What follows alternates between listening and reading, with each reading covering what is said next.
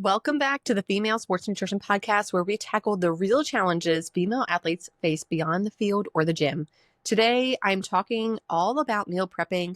And did you know that nearly 70% of female athletes struggle to maintain a consistent, healthy meal prep routine? And a shocking 85% report feeling overwhelmed by the time commitment it seems to require? If you're nodding along, you're definitely in the right place. I understand the juggling act between training, life, and trying to eat right. So today we're diving headfirst into simplifying meal prep, and I'm going to share 3 easy game-changing recipes that will revolutionize how you approach your nutrition without sacrificing your precious time. Get ready to ditch the takeout menus and embrace a prep strategy that is as powerful as you are. So let's dive in.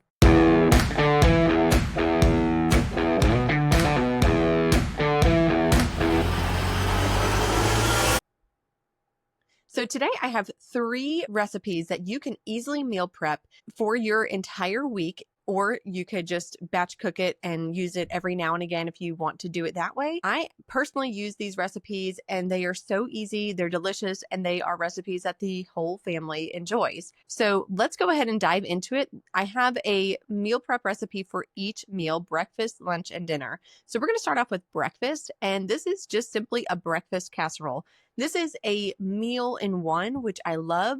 I love doing one pan dishes or one pot dishes so that you don't have to make a million dishes and then make your kitchen all messy. And that's just eating into your time even more beyond cooking. I actually meal prepped a lot of things this Sunday while I was cooking for a bunch of friends coming over on Sunday. So while I was cooking for friends coming over, I was prepping some of these things like this breakfast casserole among some other things for the week. And you know what's so great about it is my kitchen stays so much cleaner if I meal prep versus if I try to cook dinner every single night. So last night I actually did cook dinner and my kitchen is now a mess as a result. So I think this will save you a lot of time and headache with cleaning, but then also you won't have to think about, well, where is my next meal coming from? I'm starving. What am I going to eat? So now I'm just going to pull something out of the refrigerator or the pantry, or I'm going to call Uber Eats or whatever and get whatever I can get. So breakfast casserole, let's dive into it. What you need to do is get probably like a 9x13 casserole dish.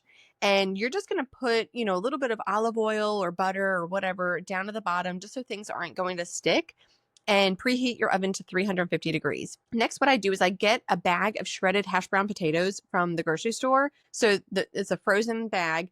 You don't need to thaw this out, but all you're going to do is just make sure that you break up any clumps. You're going to pour it at the bottom of your casserole dish. So it's kind of like a base layer of shredded potatoes. You could buy sweet potatoes or regular potatoes is fine too. And then you're going to take whatever vegetables that you have on hand, chop them up and throw them in here. So some ideas are peppers, onions, mushrooms, tomatoes. I've done squash. I've done broccoli. Whatever you have, it does not matter. You just chop it up and put it in there. And if you don't want to do the chopping, you can buy vegetables that are already pre-chopped for you from the grocery store. So you can buy things that are fresh chopped, or you could buy the bags of frozen vegetables. So there's a bag of frozen stir-fry mix vegetables. So that's usually peppers, onions, and mushrooms. And they're already pre-chopped for you in a nice freezer bag. Like I said, you just dump it in there. You don't have to thaw it out, and that counts as your vegetables. So super easy. Next up, you're going to take 2 to 3 eggs per serving that you want to get out of this dish.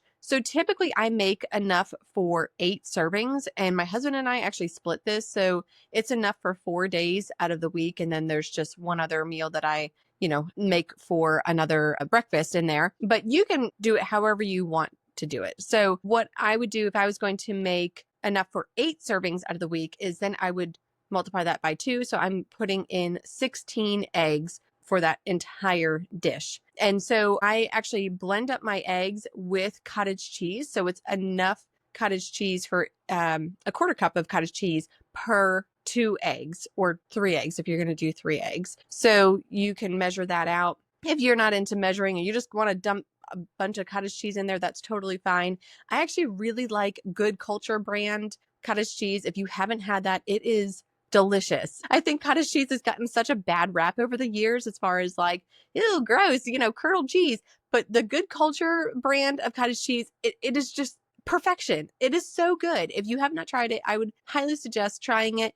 And it really works very well with eggs. I blend it up so that it's nice and creamy and you don't get any lumps in there. So you're just going to pour your eggs after you blend it all up over the vegetables and the potatoes.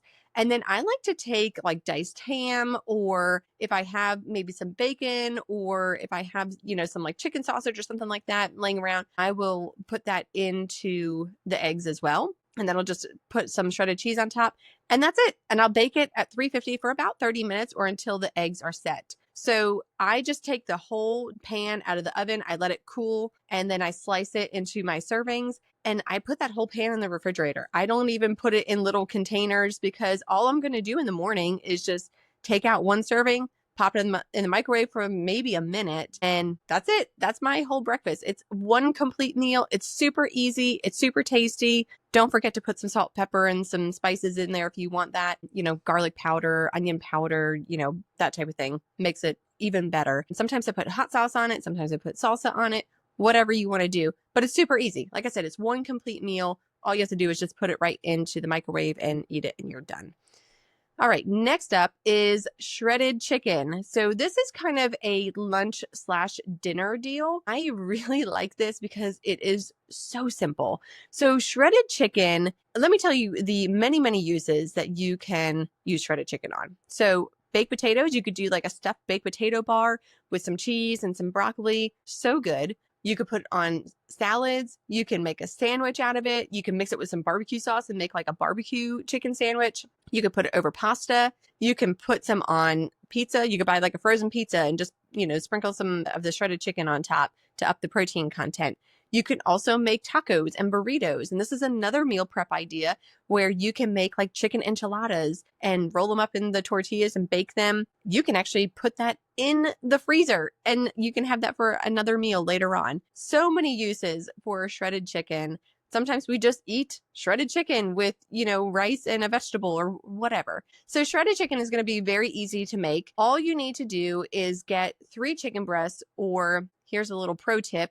If you do more than 3 chicken breasts, like maybe 6 or maybe even more than that, you just double, triple the recipe. And now you have a ton of shredded chicken that you can put in the freezer and pull it out later, which saves you at another point in time. So basic recipe is 3 chicken breasts, salt and pepper, however much you want in there, and then 1 cup of broth, or I use bone broth. I make my own, and I can link the recipe below for you on that. But whatever broth you have is totally fine. 1 cup of broth, and you can do this one of 3 ways. You can make it in a Dutch oven, in your oven, or in a crock pot, or in an Instant Pot. So I'm going to tell you the different ways that you could do this. So if you have a Dutch oven, which is basically like a baker with a lid on it, you're going to preheat your oven to 350 degrees, put all the ingredients in the Dutch oven, and then you are going to just bake for 45 minutes and then shred it when you're done. That's it. So simple. If you're going to use a slow cooker, same thing. Put all the ingredients in the slow cooker, turn on high for 4 hours or low for 8 hours, and shred it when it's done. If you're going to use an Instant Pot, you're going to put all the ingredients in the Instant Pot, turn to high for 10 minutes, do a natural release for 5 minutes, and then shred it. That is it. It's so simple. You can get fancy with this if you want, and you could do a jar of salsa instead of just the chicken broth, or salsa verde. Lots of variations that you can do here, and you can really mix up the spices that you're putting in there. Like I said, it's super simple, very versatile, and you can make a lot of different things out of this. And I think it's something that really everybody's going to enjoy. Who doesn't like shredded chicken? Great way to increase your protein content on basically any meal. Next up, so this would be, again, another lunch/dinner meal here, is sheet pan chicken sausage with vegetables and potatoes. So what you're going to do here is you're going to get a sheet pan. I always line it with either parchment paper or foil because I don't want to scrub a pan. I don't know about you, but I don't have time for that. There's other things that I need to do. So I save myself the cleanup and I put down either parchment paper or foil so I can just take that and throw it in the trash when I'm done. So if you're going to use parchment paper, you don't really need to put any type of like additional nonstick spray or oil down. If you use foil, you definitely do. So keep that in mind on, if that's going to influence your choice. But what I get is some chicken sausage. I'll either buy, a bunch of it from Costco, or I'll do like the Alfresco brand. And basically what I'm doing is I'm just slicing up the chicken sausage. Sometimes I leave them whole. Quite frankly, leaving them whole is just way easier than slicing up all these chicken sausages. Throw the chicken sausages on the pan. Take whatever vegetables that you have. Again, you can use frozen vegetables if you don't have fresh and you don't want to deal with chopping fresh. That's completely fine. So let's just say you're going to get a bag of frozen broccoli. Totally fine. Put that on there, and then you're going to get some potatoes. Whatever potatoes that you like is fine. I personally like those red potatoes because they're more waxy. They're not like the russet potatoes that are really starchy. Not really my deal. So I do at least one potato per person or per serving. And so I chop them up. So, kind of cut the potato in half, flip it on its side, cut it in half again, and just kind of go down the length of the potato. If you have one of those vegetable choppers, if you've ever listened to any of my other podcasts, I talk about this vegetable chopper that I bought off of Amazon, which saves so much time. I'll link it below for you. All you have to do is put the potato in the vegetable chopper, slam it down, and congratulations, now you have chopped potatoes. So you don't have to stand there and chop them. That saves you a ton of time also. So you're going to throw everything on a baking sheet, drizzle it with a little bit of olive oil. You probably only need maybe a tablespoon or two.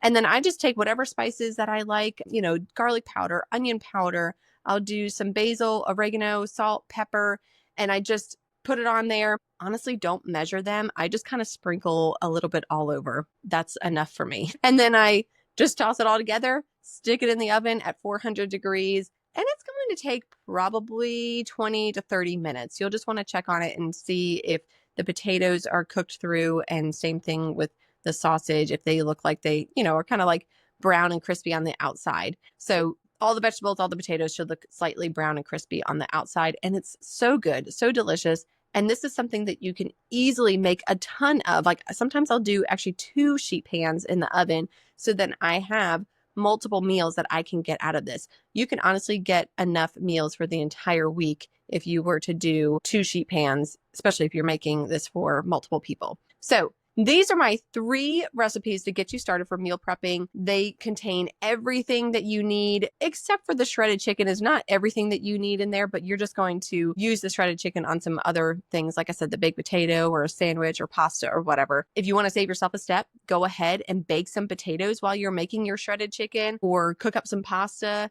that type of thing. Stock up on, just some frozen cheese pizzas that you can easily put this chicken on. That is something that is totally fine. And you might be thinking, what, pizza? I can have pizza? Yeah, absolutely. You could have pizza. We just want to mix up our foods here and there. So these meals are all complete meals. You have everything that you need in there, and it is going to save you so much time, so much energy, and it'll also save your kitchen, which would be really nice. And like I said, you can make a lot of these foods so that you can throw some in your freezer, and then you don't have to worry about it later on. If you enjoyed these recipes, please leave me a comment below and tell me about it. Let me know how you like the recipes. And while you're at it, join the Female Sports Nutrition Facebook group and let us know how you liked it in there as well.